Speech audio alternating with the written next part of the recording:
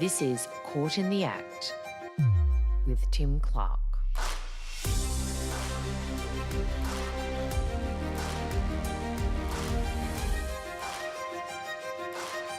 Welcome back.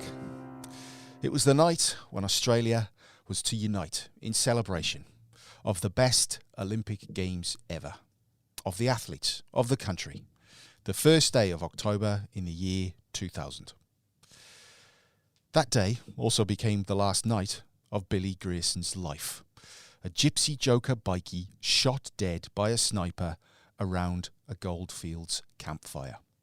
A fatal bullet and a fateful shot which changed lives, careers and reputations, and fundamentally shifted this state's attitudes to crime and punishment. Joining me this week to dissect the murder of Billy Grierson and the terrifying fallout which followed is the West's Bikie whisperer, chief reporter and host of Up Late, Ben Harvey. Thanks so much for joining us, Harves. My family loves that nickname. 25 years interviewing premiers, prime ministers, business leaders, celebrities, and I'm remembered as the guy who had an ice cream with Troy McKenzie. Yes, it's the blokes with the leather and the patches that tend to stick out in various forms of life in this state, and you're the one that has been following them closest, I suppose. 25 years of following bikies, and I've learnt one thing about them. There's three types of bikies when you distill it down. You've got the complete hapless idiots who just get dragged into this lifestyle without really realising what they're getting into. They are one percenters in the truest sense of the word. I'm talking arithmetic, remedial English, the lot. Then you've got a very rare type of bikie, and that's the man who genuinely wants a sense of brotherhood and family, who's missing something in his life. Like it's a misplaced desire, but it's a genuine one. They just want to belong. And then the third type of bikie is the most dangerous type of bikie, and that is your old school dirty denim career criminal. Incredibly dangerous men. And it's that third cohort of bikie that we're going to be talking about today, because we're talking about the Gypsy Joker Outlaw Motorcycle Club, which in the 1990s and 2000s was one of the most feared, secretive, powerful and bloodthirsty organised crime institutions in Australia. And they were dotted all over the state. I mean, there was obviously a chapter in Perth, but the one that we're going to talk about today was, born out of red dirt, skimpies, and live fast, die young type of scenario, really. That's right, the Goldfields. The Goldfields, which also happen to be on a juncture of highways that went from the East Coast to the West Coast, highways that are used to transport various things, Tim. Those things not always being cuddly toys. Not just nappies, no, that's right. So, as we say, it was in the heart of Western Australia's historic goldfields that this story came out of, and the tiny town site of Ora Banda. That town emerged from the red dirt in around 1893, when gold was miraculously pulled up from that red dirt. Hence the name, the Spanish for band of gold, Banda de Oro. Within years, more than 2,000 prospectors and those prospering from them lived in that little place, which had gone from one horse to 2 stores, 2 butcher shops, a town hall, a post office, a police station, several churches, boarding houses, dining halls, and billiard saloons. And, of course, a hotel, a pub, the Ora Banda Inn, which was built from stone and brick in 1911. That square hotel dominated the township, standing sentry for those passing through and socially central for those who stayed, who included Robert Hancock and his son Leslie, whose toil at the Wentworth deposit at nearby Grant's Patch produced hundreds of ounces of precious metal and opal.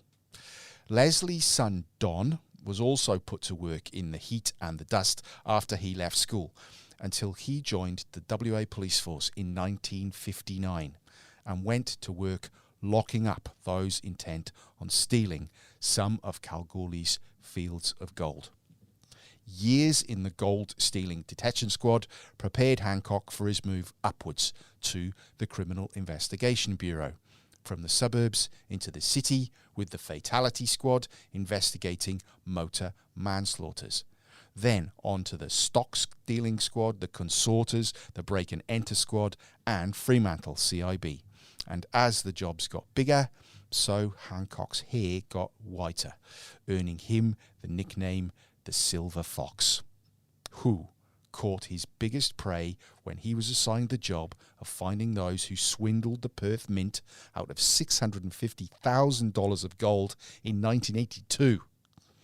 The police said the culprits were the Mickelberg brothers, Peter, Ray and Brian. They were Hancock's prize scalp so far. But the brothers insisted they had been set up, framed by the coppers. Even during their appeal, Don Hancock was insisting they were guilty and given the job he had always craved, Chief of the CIB, the Silver Fox, now the top dog. Harves, give us your memories, impressions of Don Hancock the copper.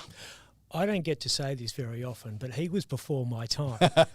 He had actually retired as a police officer by the time I became a cadet reporter in the late 1990s.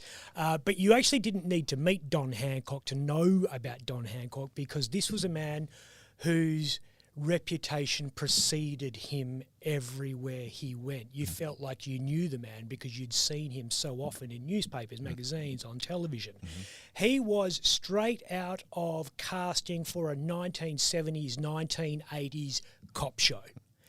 Tall, broad shoulder, as you said, that shock of silver hair. He had fists the size of cauliflowers, his commanding presence. One of those guys that should have his own theme tune as he walks into a room, very right? much. Yeah. That was him. It was the personality that he developed, and he just reveled in it. He was a hero cop to thousands of serving and past serving police officers. As was often the case in the 1970s and 1980s, a lot of his best work was done in the shadows. And we didn't realise just how much work he did in the shadows until we heard about that Perth Mint swindle, the circumstances of which you just described. Yeah. As much as he built a lot, the second half of his career on that collar, and all the publicity that came with it, the gold that started turning up at various TV studios, sent to a certain reporter who we both know and very much respect.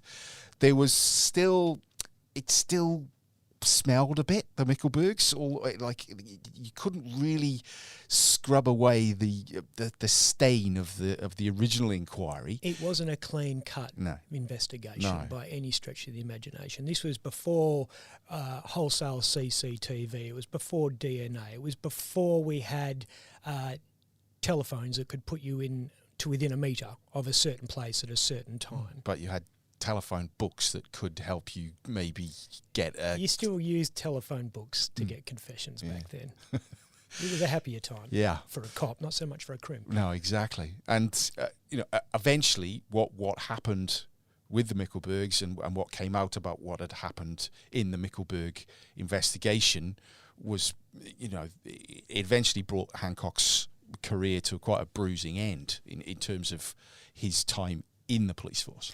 It became very evident that Don Hancock fitted up the Mickle brothers for the crime. Everyone says that the Mickelbergs probably did it, and he just couldn't quite get the case over the line, so he just filled in a few blanks, which was often the case. So, Hancock's passing out parade after a 3-decade career in the WA Police was pretty quiet. No headlines, unlike a lot of things that he'd done while he was in the force. No exit interviews certainly with any media. And then in 1995, it emerged he'd actually returned to his golden roots. He'd bought the Ora Banda Inn with a view to restoring it to its former lustre. His ambition was to revive his ancestral home, and it stretched to a plan to basically bring the place back to life, bring the Prospectors Hall of Fame to the tiny hamlet.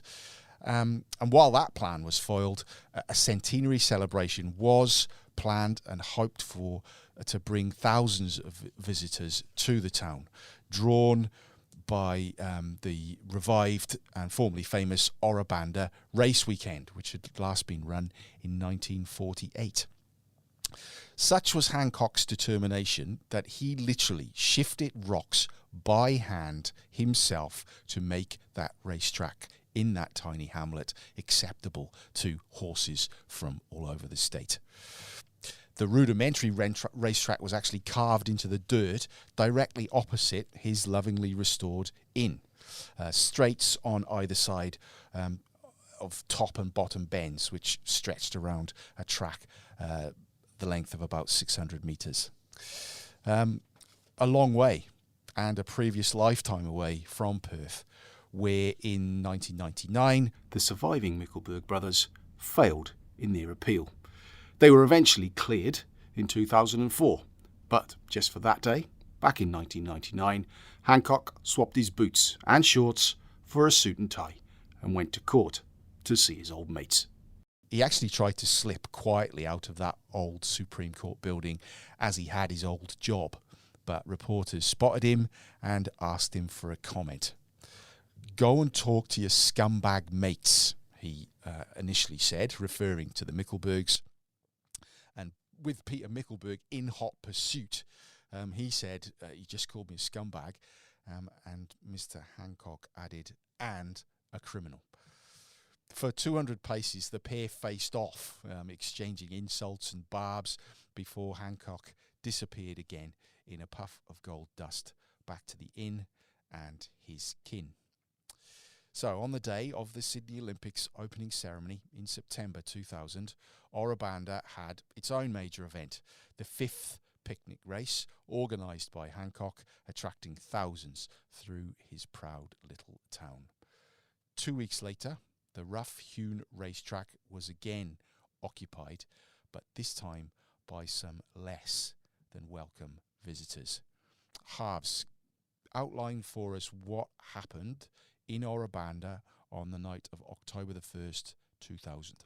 A handful of Gypsy Jokers had rolled into town in the early afternoon. They'd started drinking. I think there was about 6 of them. Mm-hmm. They had a few, and they started getting lippy, as bikies do when they've been drinking. And there was an argument between Don Hancock and these Gypsy Jokers. And the cause of the argument was one of them had mouthed off about a waitress or a bartender who happened to be Don's daughter. Mm-hmm. Now, you just don't do that. Not to Don Hancock. No. They had words. The bikies apparently said, "Fair cop," and they walked out. They set up camp a couple of 100 metres away and they continued drinking. Night fell. It was around 7:30 at night, so it was completely pitch black. They heard a crack and they thought it was actually coming from the fire, so they didn't think anything of it. Then they heard a second shot and they knew that they were actually being fired upon, so they all hit the deck. Billy Grierson caught that second bullet in his torso and he started bleeding. They rushed him onto a ute, I think it was, or maybe a flatbed truck that was in the area, and they drove him to a nearby nickel mine. It was the Cause nickel mine, I think, and by the time they got there, he'd actually bled out and he was dead. At this point in Ora Banda's history, there were less than 30 permanent residents, so the pool of immediate suspects was pretty small. It was very, very, very small. Don Hancock, being the man he was, couldn't stay quiet for long, insisting in public that he had not shot Billy Grierson. But he did confirm there had been an altercation with the group of jokers before the retired big dog detective asked the group of bearded gentlemen to leave. Hancock, along with every single other resident of Ora Banda, subsequently left town as a fear of reprisal attacks by the gang simmered. And Billy Grierson's funeral, a week after his murder, shut down the centre of Kalgoorlie on a busy Saturday afternoon. as the funeral cortege of chrome and black followed his coffin through town towards the cemetery at nearby Boulder. Those gathered at that funeral heard of a fun-loving, affable man who was the youngest of 14 children of a Victorian war veteran. Grierson was a mechanic who worked on mine sites around Kalgoorlie, a father of two, and divorced from their mother, which had prompted the connection with the Gypsy Jokers, and a father-to-be, with his partner Nicole, 22 weeks pregnant. A week after that funeral, and 10 minutes after the Ora Banda Inn had shut its doors on a smattering of Friday night clients, a bomb went off. Two, in fact. One resting on a window of the pub and another near the front entrance. The historic inn was decimated, and the message had also been sent. The Jokers were not joking about revenge. This time, Don Hancock could not ignore the risks, and after being told by his detective successors that his safety could not be assured if he stayed in town, he packed up and left, along with his wife and son, never to return. Harves, you sometimes become so immersed in details of a story like this that you actually lose sight or become a little bit immune to the bigger picture.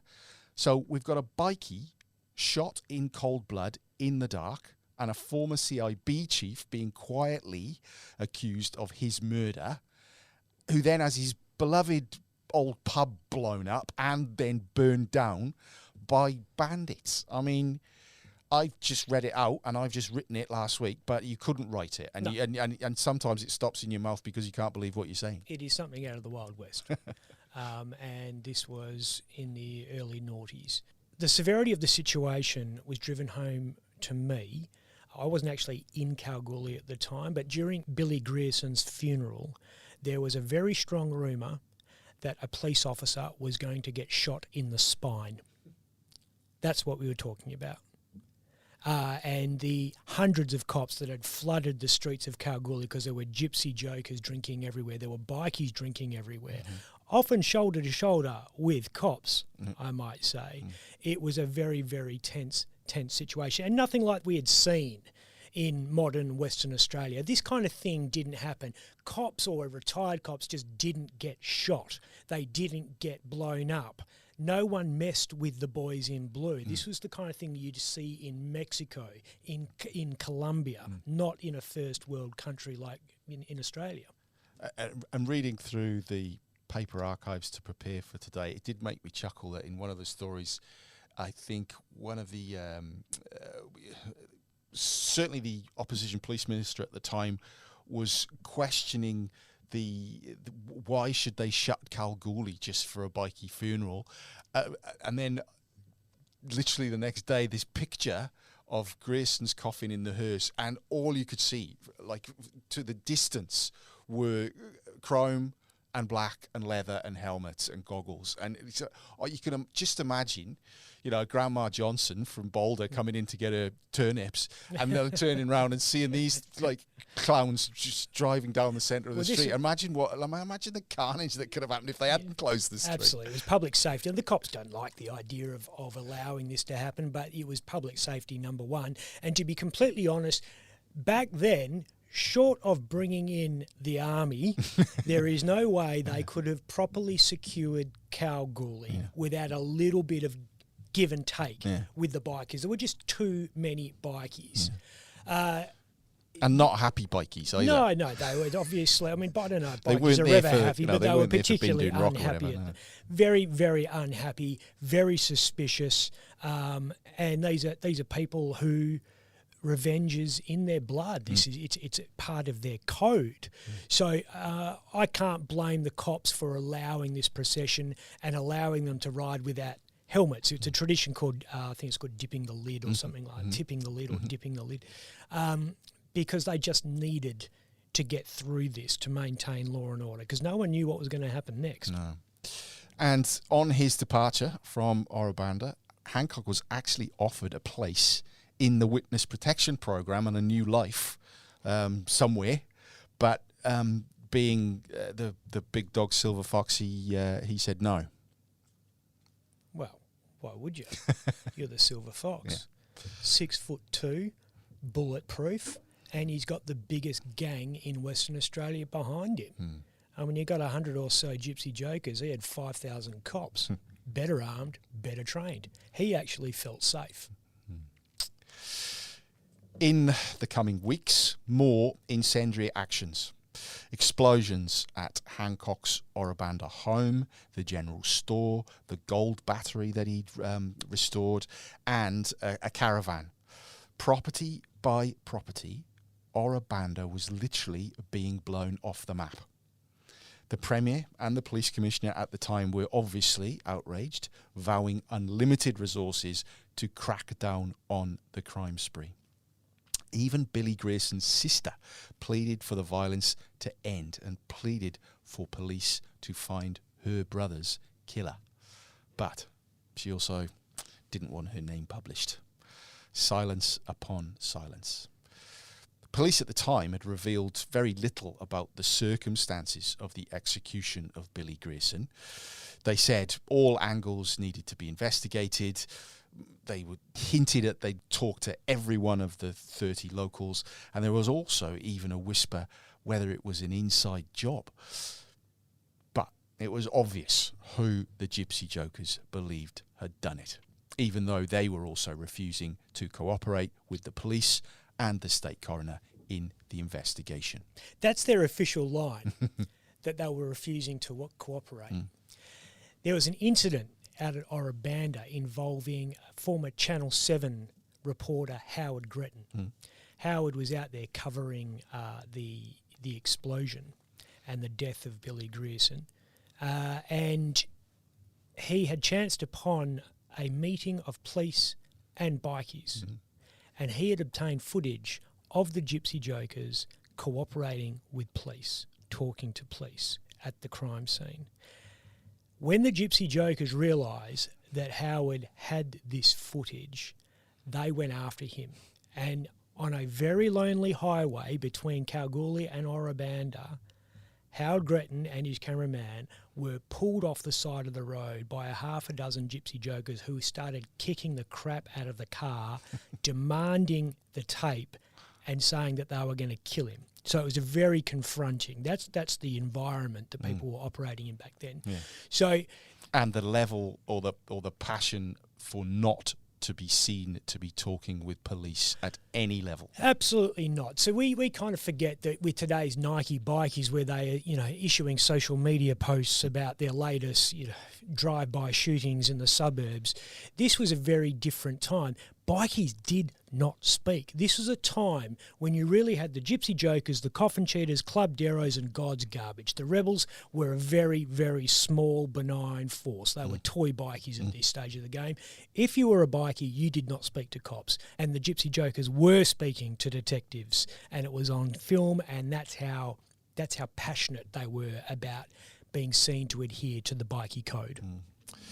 So, obviously, the murder investigation was continuing, but there was an inquest into Billy Grierson's death that was set down to start in September 2001.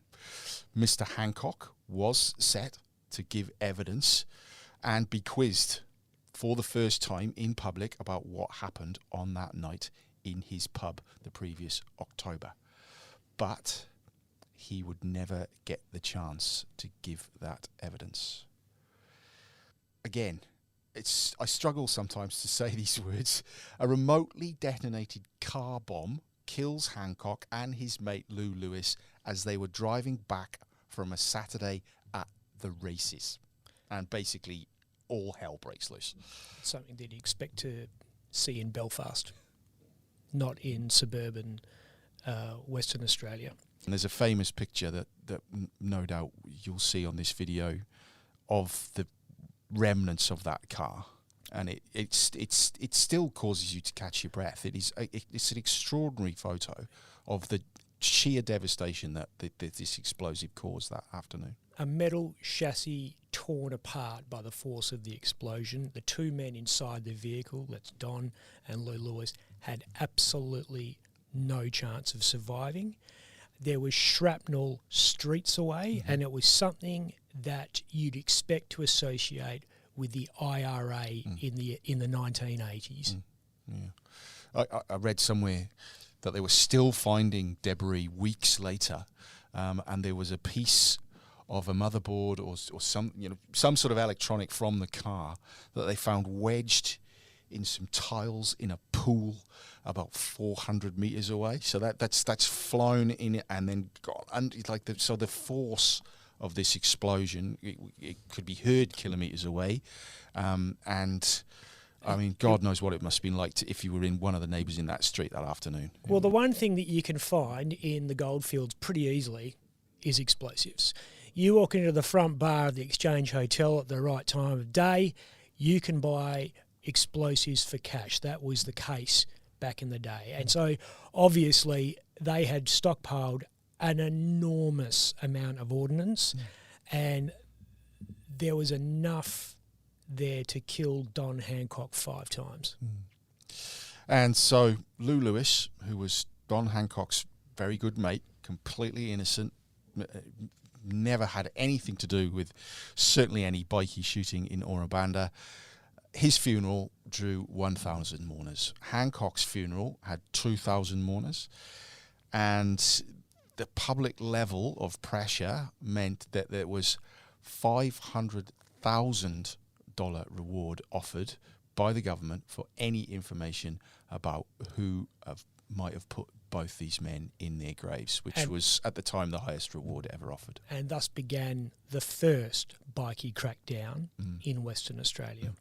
So there have probably been 24 since then, the sum total of which has resulted in the number of bikies going from 200 to 700, the number of gangs going from 4 to 14. So I don't know how effective said crackdowns have been. But this was the first time we saw the dark underbelly of OMCG activity. Up until then, you kind of knew they existed. You kind of knew who Eddie Withnell was. You knew Bindoon Rock. You probably were smoking some weed that had been supplied by a bikie, that kind of thing. But in the days before meth, they weren't writ large across headlines everywhere. That changed the moment that car bomb was detonated in Lathlane. And the architect of that first bikie crackdown was a chap named Jim McGinty. He was the crusading Attorney General in Jeff Gallop's government. And didn't really look like Elliot Ness, Jim McGinty, but I think he fancied himself as a little bit of an older, wiser Elliot Ness. We have to be a little bit careful because Jim is a sitting member of the Independent Media Council, which adjudicates complaints against people like you and I. So let's move on quickly. Very good man. He's very a very good politician. Good man. Handsome and kind. Jim's brother, bizarrely, this is the 3 degrees of Australian underworld. Jim's brother was a chap who was one of the original bikies in Western Australia, believe it or not. His brother went by the nickname The Preacher, very active in the early 70s, which is when bikie gangs first created themselves in Western Australia. So there you go. Fun fact for the next outlaw motorcycle gang quiz night that you might attend. We've had a major act of terrorism in our suburbs. We've got to deal with it. Raids on clubhouses and brick houses became an almost daily occurrence. Operation Zircon was looking for Don Hancock's killer or killers, and Avalon was targeting bikies and the Gypsy Jokers in general. One such visit discovered a secret room built into the Gypsy Jokers' Maddington headquarters, confirming to police the gang not only had something to hide, but actually somewhere to hide it. They even bugged Billy Grierson's grave. And one man, during this activity, was scooped up in a very public arrest outside Perth's law courts in full view of public and gathered media. Sidney Snot Reed. He could have come from the outlaw motorcycle gang Central Casting Agency. Beard, flannel, ciggies, and dark, mean eyes.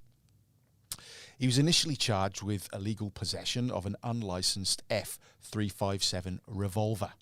That added to existing charges of GBH, following a boulder bashing involving a hammer and a baseball bat. But the police kept very, very close track of Reed and his clubmates, and on Valentine's Day 2002 they came calling again, and this time they weren't carrying flowers and chocolates. Led by Detective Superintendent David Capehorn, who had been moved off the hunt for the Claremont killer to head up Operation Zircon, he led the interrogation. And it soon became clear to Reed that police had pinned him as the man who planted the bomb, which Premier Jeff Gallup said had been an act of urban terrorism in a leafy Perth suburb. What police were faced with, though, was the Bikie's unbreakable code of silence. What Reed was faced with was 30 years plus in prison. And so, Reed did the unthinkable. He confessed, he admitted to planting the bomb, and he also pointed the finger at fellow jokers, including one of his closest mates, Graham Slim Slater. Just days after that arrest, in an entirely secret court hearing, Reed pleaded guilty to the double murder and was sentenced to life with 15 years in prison to serve, the minimum that could be delivered under Western Australian law.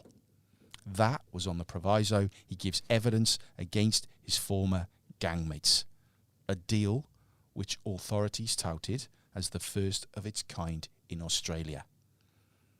Western Australia had a Bikie supergrass. Halves, a big deal for WA police, but a big deal for Sydney Snot Reed as well. Well, Sid put his life in the hands of police officers, the people who'd been pursuing him for the best part of his adult life.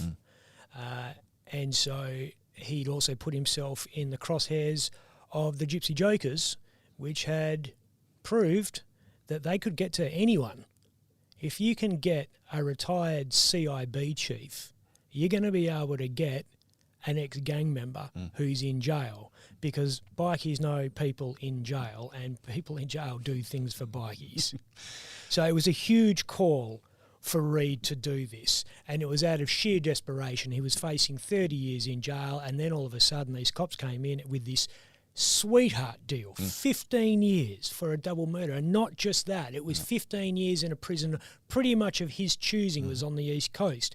His girlfriend was flown to visit him 3 or 4 times a year as part of this deal. And when he finished his sentence, he was allowed to go into witness protection. He was given money. He was looked after, etc., etc. But in the back of his mind, the entire time he was serving in jail, in the back of his mind, every minute of every day subsequently, he's out there somewhere as we speak, he is wondering, when I turn that car on, what's going to happen? Yeah. It's not every day you sell your soul twice. It sounds like that's what he's done, because talking to the cops, no. Giving up your mates, no. Admitting to a double murder, I mean, is a big enough conversation to have. And it was all done after a long interrogation, but I mean, he basically just came to the conclusion, I haven't got a choice here. He had some very convincing police officers in that interview room. They're police officers that had worked on him for a long time. One officer particularly had become a close confidant of Sid Reed. And I've spoken to that cop a few times. He said that Sid knew when you were lying, and you knew when Sid knew when you were lying, because he would put his head back and he'd close his eyes like this, and he'd just take a deep breath. And as soon as you did that, you knew that you were in trouble, because that unbreakable sort of sense of trust that you need to get someone to confess like this was starting to get shaky. But they did get him over the line, and it was one of the great breakthroughs in WA policing. Do you think when those detectives went home to their wives or girlfriends or boyfriends or whatever, they could look themselves in the mirror and think, yes, we've done. I'm happy that we've done this deal with this man. They thought that Sid Reed was a total scumbag. They thought the Gypsy Jokers at large en masse were far worse. Well, Graham Slater, still a member of that gang, immediately denied anything to do with the Hancock car bombing after being fingered by his mate Snot Reed. He claimed he'd been at his mum's house in Northam sleeping off a hangover when the bomb had gone off. And he got, to argue that denial, one of Australia's most argumentative but effective defence barristers.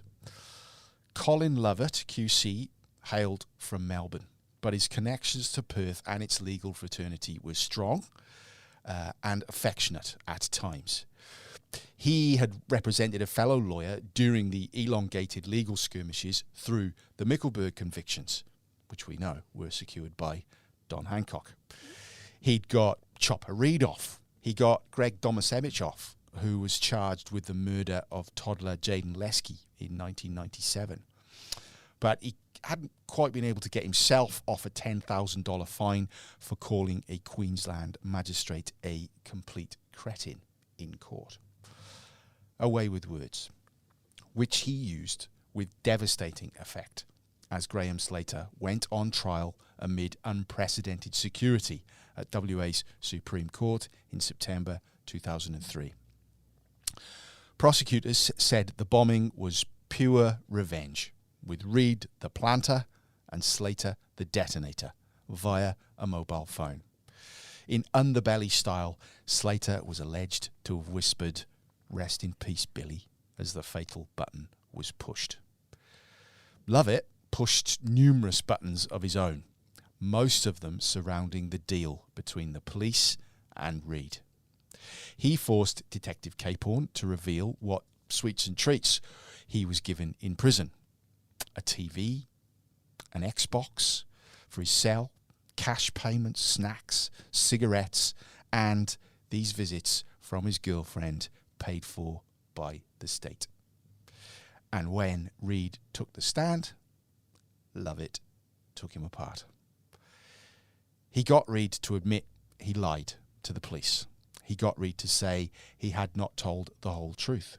He agreed he had admitted details of how the bomb was armed and detonated. He admitted lying to police about Mr. Slater giving him an ultimatum to kill or leave the Jokers. He was even forced to admit there was tension between him and Slater, that they had angry words and a push and shove before the bombing. And in closing, Lovett said the police had shamelessly discarded the rule book, that Reed was demonstrably dishonest and his credibility was shot to pieces. Ultimately, the jury believed what Colin Lovett said and not Sid Reed, and they acquitted Graham Slater of murder. Harves, this trial was the first major one I covered in Perth after I fell off the boat all those years ago. The things that stick out in my mind still, the tension, the security was unprecedented, even, and I covered stuff at the Old Bailey and all that, but I'd never seen anything like this. And I also remember the gasps in court and the tears from Don Hancock's family and Lou Lewis's family when Graham Slater was acquitted. What do you remember about that trial? Anyone walking near the court at that point would have thought the Gypsy Jokers are more dangerous than a Mexican cartel. You had TRG in helicopters buzzing the courtroom. You had their star witness being transported in an armoured van in a dedicated freeway lane all the way to court. Every day, weeks and weeks. You had more cops with more firepower than the Ukrainian army patrolling the streets. So you walk in there and you've got to try and think of guilt versus innocence, etc. You're going to think the Gypsy Jokers did this. They are dangerous, dangerous people. Look at what the police have to do just to protect us from them, these terribly violent, violent men.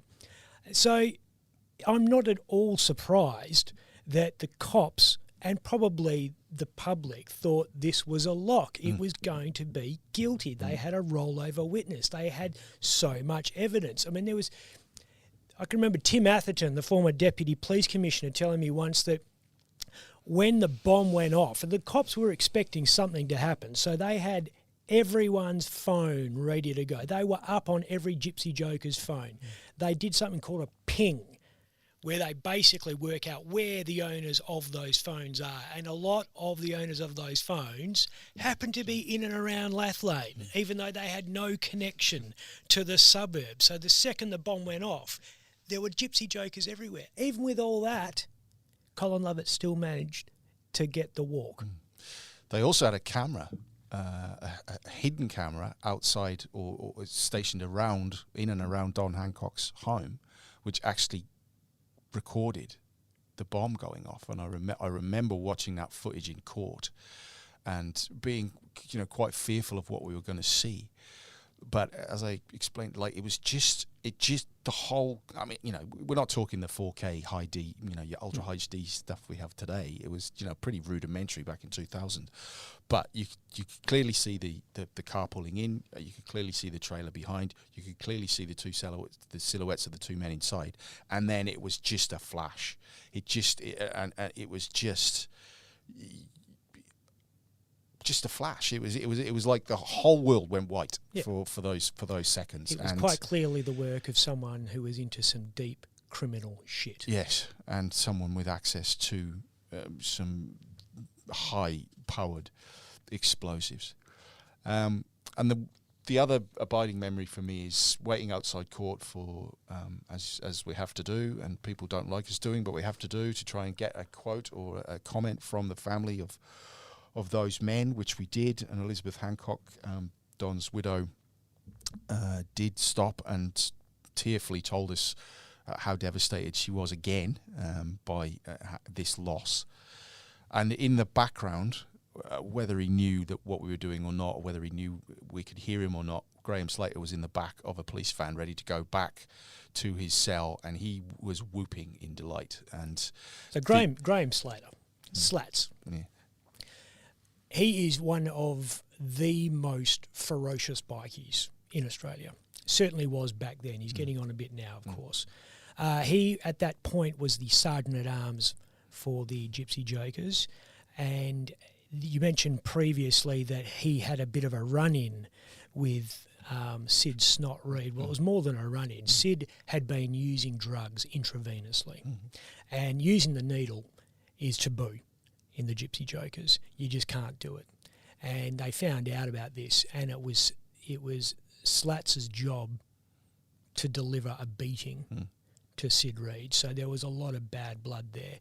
And I think that the combination of thinking he was going to go to jail, Graham was probably convinced that he was done for, the rage that he had that Reed had betrayed him and his club, it all just percolated, and he couldn't stop himself from celebrating. Yeah, and just the juxtaposition of those two sounds, Elizabeth Hancock in tears and Graham Slater obviously delighted.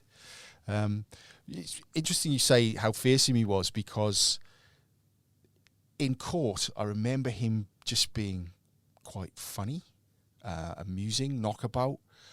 He had the flannel on because, it would be quite a brave move to do at any time, but Colin Lovett put his client on the stand to tell his side of the story, which he did. And over those days, I got the impression that the jury quite liked him, which I reckon Lovett had weighed up. They certainly didn't like Reed. I mean, no one liked Reed. I mean, he was you could smell the grime on him from. Slater looked and like... he was on video link, that's what I was about to say. You could smell him, but he was miles away somewhere else giving his evidence. But Slater there did it in the court, and it was a masterstroke by Lovett. Slater looked like Ned Kelly. He sounded like Ned Kelly.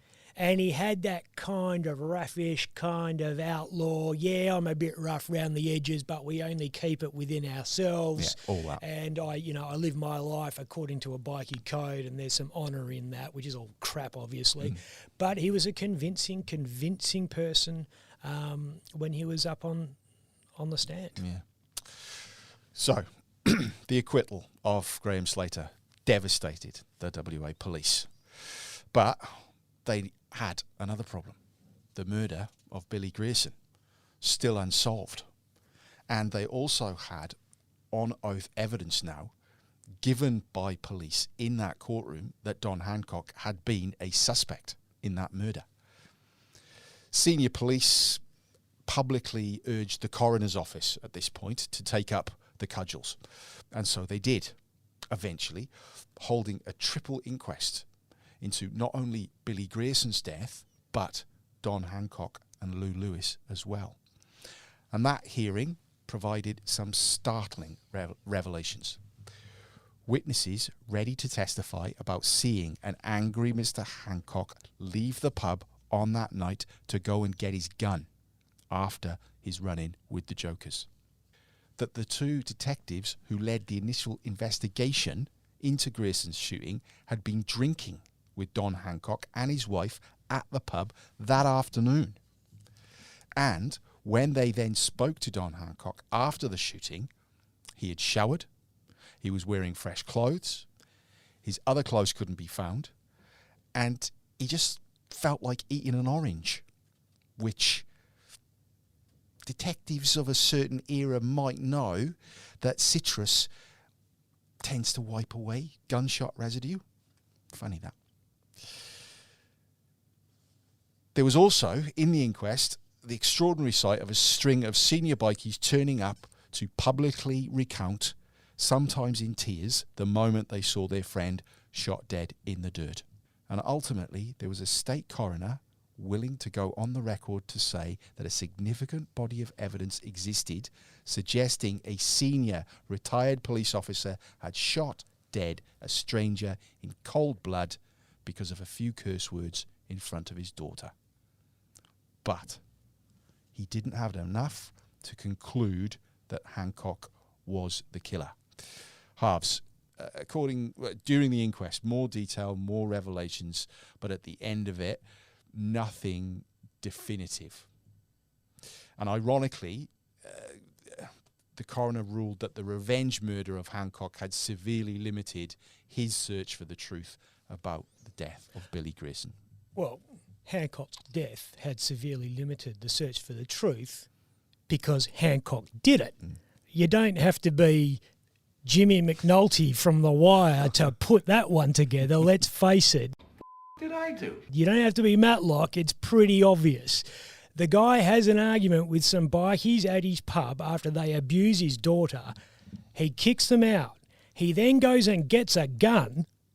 He then is seen freshly laundered, having showered in new clothes. He is eating an orange to get rid of some residue potentially off his hands. He had motive. He had the ability to do the crime.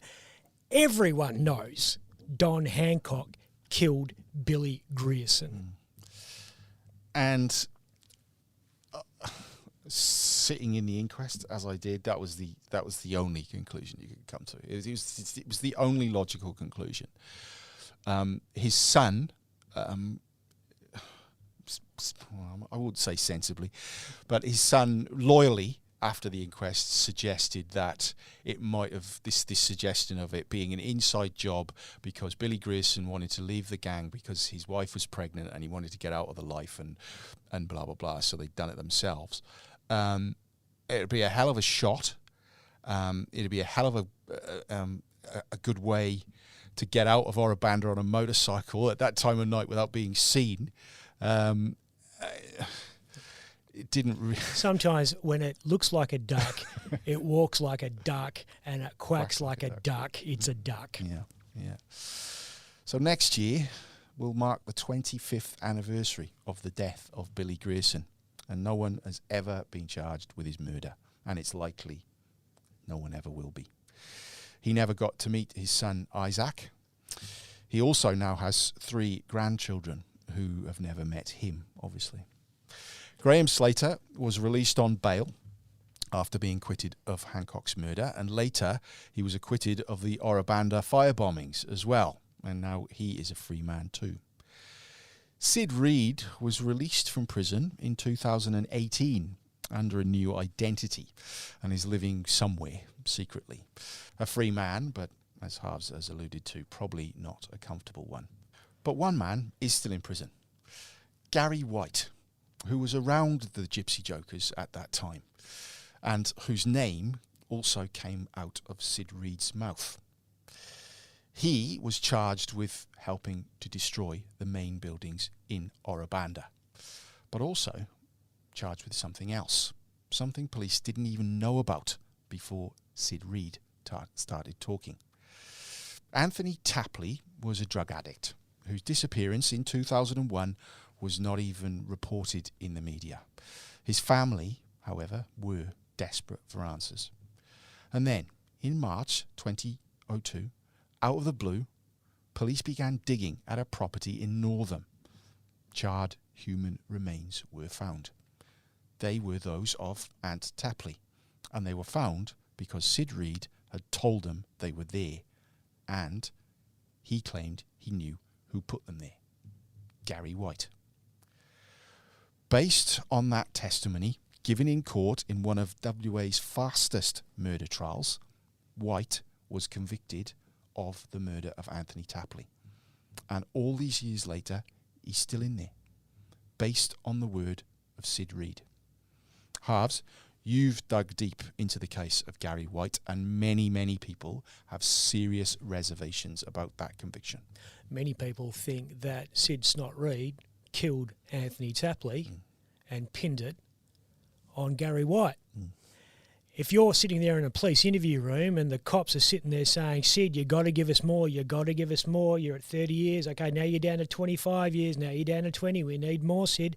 And then all of a sudden, out of nowhere, he says, I can solve another murder for you. Yeah, if you go up to this place in Northam and have a scratch around, you'll find some human remains.